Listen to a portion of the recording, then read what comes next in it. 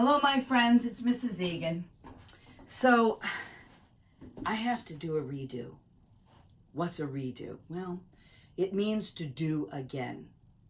I need to redo the video on the little engine that could, because the last time I did it, I said some information that was incorrect. Now, if I was with you at school and you were on the reading rug and I was in the chair, I would come in and sit down and say, "Good morning, children," or "Good afternoon, children. You know, last time when I was here, I said something that I need to correct," and I would correct it. And then I would go on and read you the next story. Well, that doesn't happen in Videoland. In Videoland, the mistake is there forever. And there's always a chance to fix a mistake. And guess what? In Videoland, Mrs. Egan and anybody else who does a video, we get to do a redo or a scrub or a repeat. Have you ever had that happen? You did something, "Oh, I wish I didn't do that." Or you said something, "I wish I didn't say that." Or you forgot something and you wish you could go back in time so that you could remember to do it. Yeah, I did that the other day, forgot someone's birthday. And there was another day that I said something and I thought, "Oh, I shouldn't have said that." I can always say I'm sorry and I apologize and mean it, but in Videoland, I get to do a redo. So you might think about some of the redos that you might want to do. So why am I doing a redo? Because out in the land of truth, in the universe of honesty, I needed to correct it. And you say, "Mrs. Egan, what is the big deal?" Well, the big deal is that the person who collected this wonderful story, The Little Engine That Could, the person who rewrote it or fixed it up and found some illustrators, the person who published it, it's important to him. So for Mrs. Egan to do the right thing, it was important for me to come on and tell you that I said some information that wasn't right. So, and the reason why I said some information that wasn't right is because there's so much information about this story. Do you know why? Because this story is more like a folk tale. Because there was so many versions of the story. Some had a clown, some didn't have a clown. Some had other engines that helped. Some didn't have so many engines that helped. The story changed. That's how you know it's a good story, by the way. A story that sticks to its original thing, that there was a train with an engine that got too tired and it couldn't, deliver what it was going to deliver, and it needed some help, and it got some help. That's really the story of The Little Engine That Could.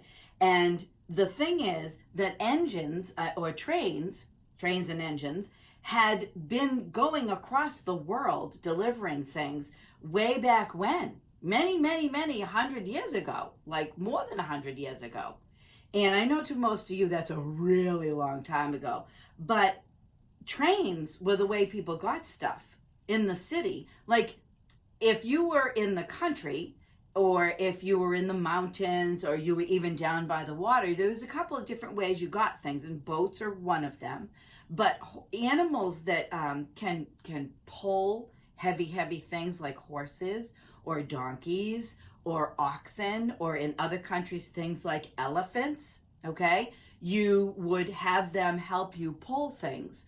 And once the train and the train engine got invented, oh my gosh, all of a sudden, all this stuff that people were growing and people were making and people were putting together, they could go far distances.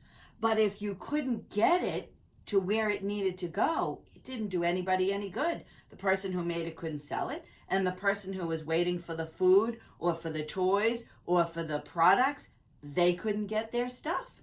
So the story, the basic story, started way over. The first recording is in Sweden. That's way far away, okay? In the turn of the century, like 1900 something, I think it's 1902, 1903. That's a really long time ago, really long time ago. And then over the next like 20 years, the story kind of changed. And what you need to understand is that stories used to be mostly told. They were stories like an oral story, okay? That means it was told. There weren't a lot of children's stories written down. And children's stories that were written down were almost always only to teach you a lesson. That's it.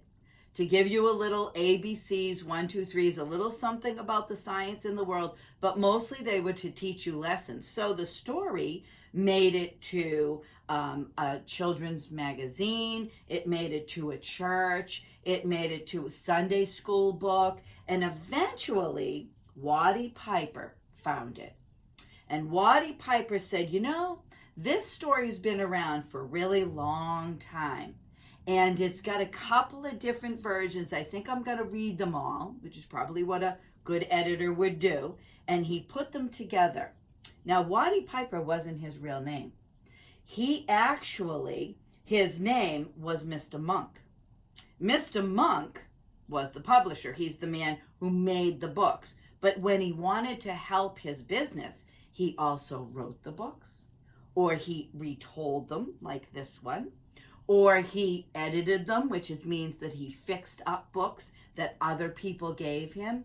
And he was the one who made this story really famous, okay? So originally, the very first time that he put it out there, I believe, was 1930, and I think that was the mistake I made last time. I think it was 1930. Think about that. Think how long ago that is, okay? 1930, really long time ago.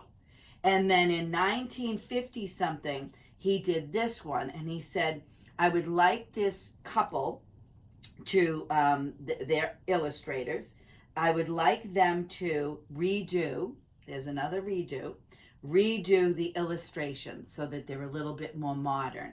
Because back in 1930s, they would have looked a little different. And then in 1950s, and now we have this one that is illustrated by Lauren Long.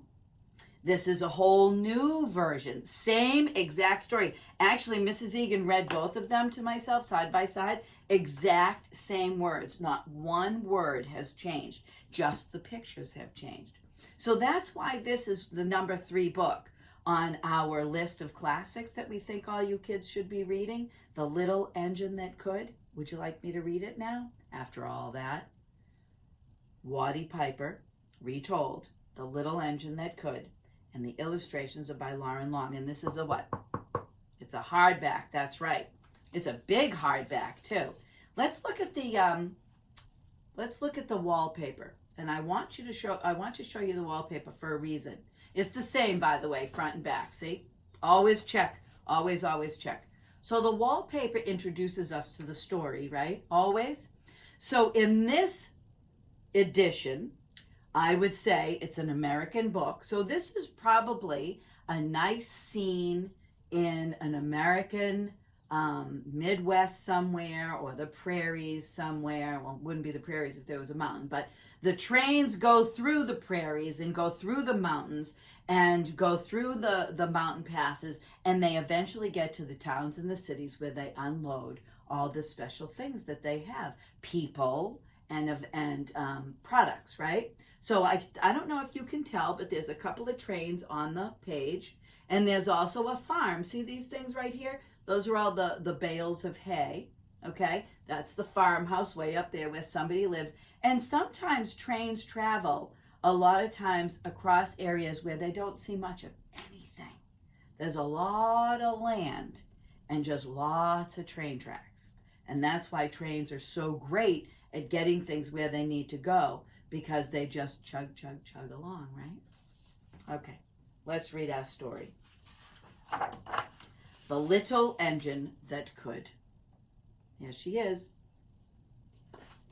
And by the way, the little engine is always a girl in every single story version. This book is dedicated to my mother, Elizabeth Long, who knows something of climbing mountains. And this is a nice little story from Lauren Long, who illustrated it, about his experience with the story and how his mother and his grandmother used to read it to him, and that he hopes to read it to his grandchildren. The Little Engine That Could, retold by Waddy Piper, with new art by Lauren Long. Now listen, I got to tell you two things before we get going.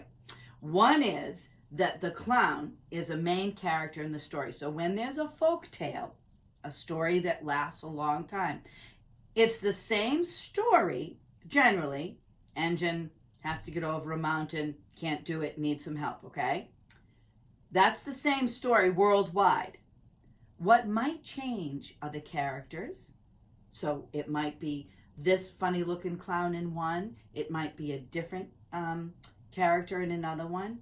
They might have some of the events of the story, the sequence, the order that they go in might change, or where it happens might change. So their wallpaper in a book that's maybe published somewhere overseas in another country, it might look very different because that's probably more likely an American picture, and there might be a different picture in a different edition of the book. Okay, it's Philomel Books. See the flag that the clown is holding? Well, flags are very important when you're working with big machinery. Has anybody here ever been on an airplane and there's people that have their earphone things on because the sound of the engine is so loud, and they're holding the flags and they do these different things with the flags? Well, that's code to tell the pilot what he should be doing or she should be doing. It's the same thing with a ship. They have flags that hang off the mast that tell different things. Well, when you're directing a train, you're just a little person. Your hand is tiny, like, hey, hello, you can back up. But if you have a flag and you wave the flag, you can get somebody's attention with a flag, right? Same as when we sometimes go to ball games or football games. We sometimes have these big things that we wave around so people will see us. Okay, that's one thing. The other thing is, and I want to remind you of this, the reason why, and they don't necessarily talk about it in this, but later on when I mention that you should go look this up, when somebody says horsepower, what horsepower does that engine have? How many horsepower is that train? What's the horsepower of that truck? That's because horses were the things that pulled stuff way back when. Not elephants, yes, oxen, but horses became the standard.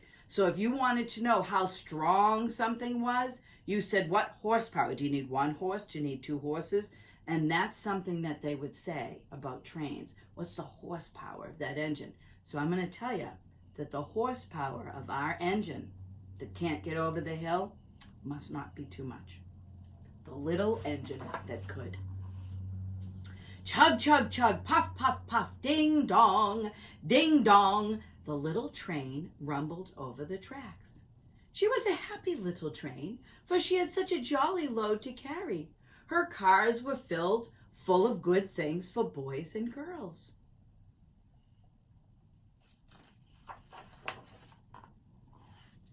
There were toy animals, giraffes with long necks, teddy bears with almost no necks at all, and even a baby elephant. Then there were dolls.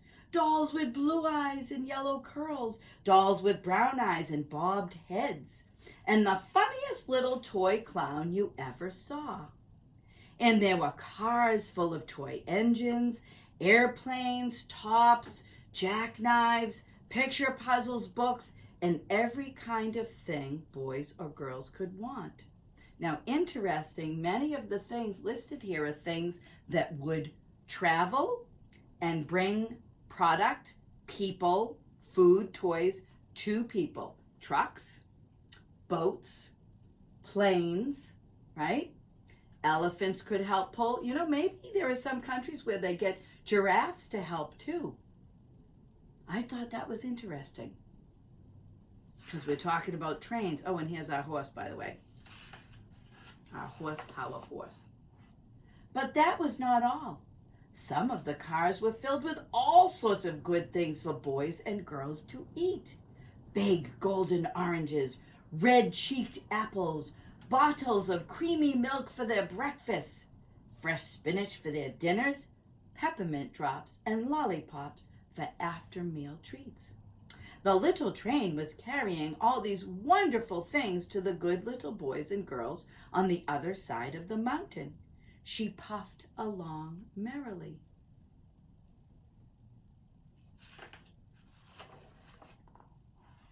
Then all of a sudden she stopped with a jerk. She simply could not go another inch. She tried and she tried, but her wheels would not turn. What were all those good little boys and girls on the other side of the mountain going to do without the wonderful toys to play with and the good food to eat? She's stopped. Look at, she's so tired. She's just stopped. She can't move. Oh dear.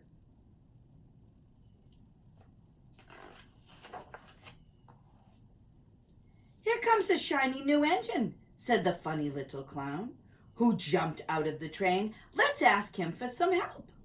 So all of the dolls and the toys cried out together, Please, shiny new engine, won't you please pull our train over the mountain? Our engine hasn't broken down, and the boys and girls on the other side won't have any toys to play with or good food to eat unless you help us.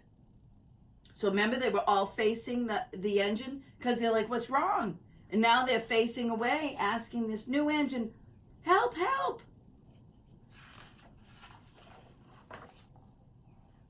But the shiny new engine snorted, made a funny noise. I pull you.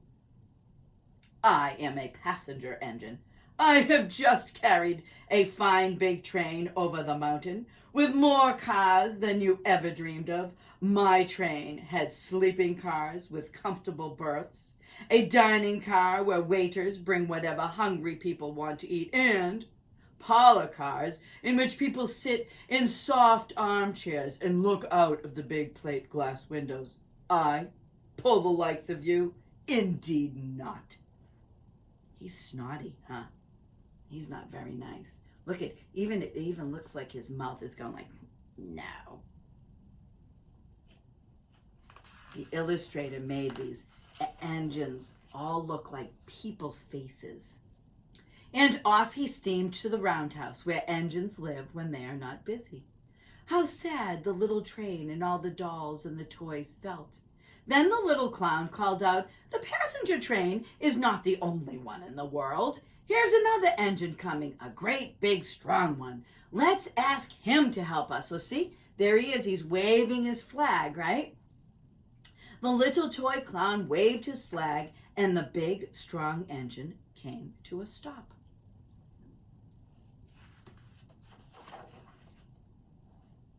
Please, oh please, big engine, cried all the toys and dolls together. Won't you please pull our train over the mountain?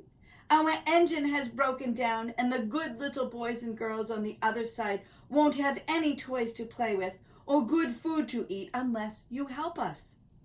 But the big, strong engine bellowed. That means he made a big, loud yell from way down in his belly. I am a freight engine. I have just pulled a big train loaded with big machines over the mountain. These machines print books and newspapers for grown-ups to read. I am a very important engine indeed, and I won't pull the likes of you. That's not very nice, do you think? Look at these standing up. He's got his arms out like, but we need your help. And he's like, nah, not doing it. He thinks he's important because his books for adults, right? He thinks his books and newspapers for adults are more important and children aren't as important. We know better, right? We so know better.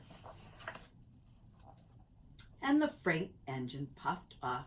Indignantly, he was annoyed, to the roundhouse.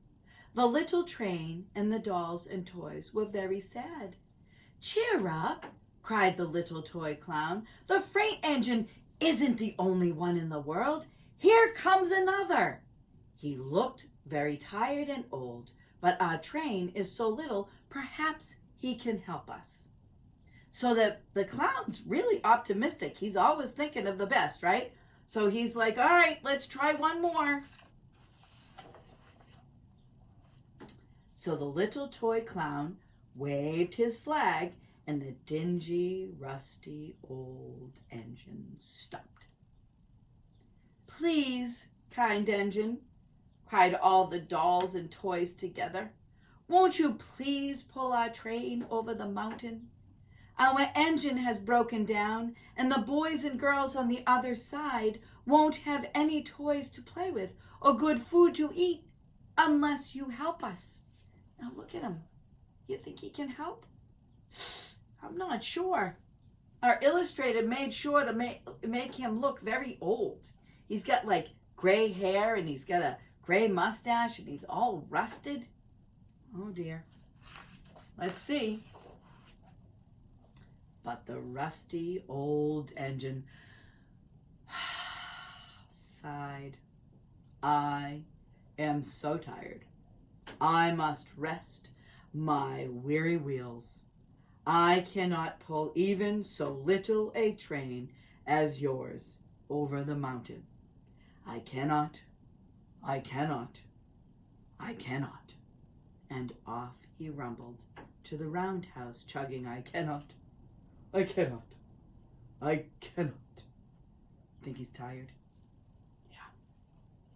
He's an old guy, and he's tired. Then, indeed, the little train was very, very sad, and the dolls and toys were ready to cry. Look at them all lined up. They all have sad faces. What are we going to do? But the little clown called out, "Here's another engine coming, a little blue engine, a very little one. Maybe she will help us." The very little engine came chug, chug, chugging merrily along. When she saw the toy clown's flag, she stopped quickly.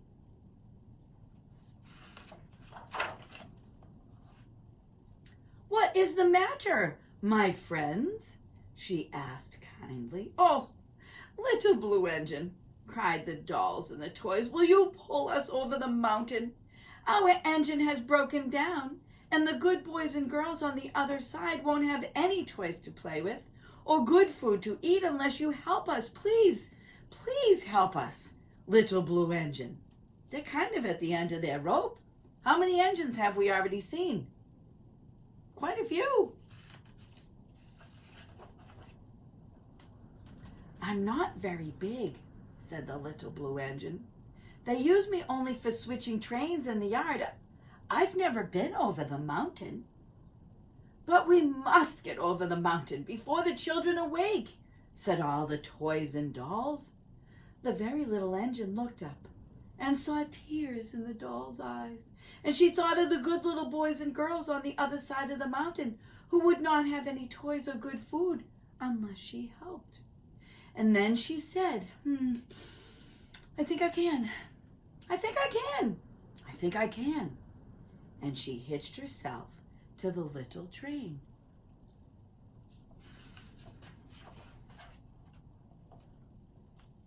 She tugged and pulled and pulled and tugged, and slowly they started off. The toy clown jumped aboard, and all the dolls and the toy animals began to smile and cheer. "Yahoo! Here we go! Let's do this! You've got this! Yeah!" Puff, puff, puff, chug, chug, chug went the little blue engine. "I think I can, I think I can, I think I can, I think I can, I think I can, I think I can, I think I can, I think I can, I think I can." Do you hear the rhythm? I think I can, I think I can, I think I can. Chugga, chugga, chugga, chugga, chugga, chugga, chugga, chugga, chugga, chugga. Woo, woo! I think I can, I think I can, I think I can. Up, up, up. Faster and faster and faster and faster the little engine climbed. And look, can you see her face? She's got her tongue out like this. She's really concentrating. Sometimes when you're really concentrated, you're really working hard on something, your face makes a funny face. You get your eyes or your lips. You might bite your tongue like that. And she's got her tongue out. She's working really hard at this. until at last they reached the top of the mountain. So she's done all the hard work, right? What happens after you reach the top of the mountain? Where do you go after that? You go down. She doesn't have to use her power so much, just her brakes and her steering to get down safely. But she's chug, did all her energy up. And now she can just coast. That's what that means. She's going to coast down. Oh, wonderful. Down in the valley lay the city. Yep, see, there's the city. Hooray! Hooray! Cried the funny little clown and all the dolls and toys. The good little boys and girls in the city will be happy because you helped us, kind little blue engine. And the little blue engine smiled and seemed to say as she puffed steadily down the mountain, I thought I could, I thought I could, I thought I could, I thought I could, thought I could, I thought I could, I thought I could. So it's a softer sound, right? Da da da da da da da da da da. I thought I could, I thought I could, I thought I could. And then she can say, I know I can, I know I can, I know I can, right? Because she did. So that is the story of the little engine that could. I'm going to tell you that yesterday I came out here to do this redo, and I was thinking that there were probably a lot of people who have run in marathons that we didn't have yesterday, but we'll have it in September, and in September they'll be saying it again.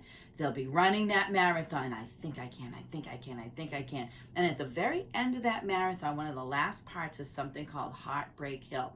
It's a big hill, just like the hill that the little engine that could had to go up.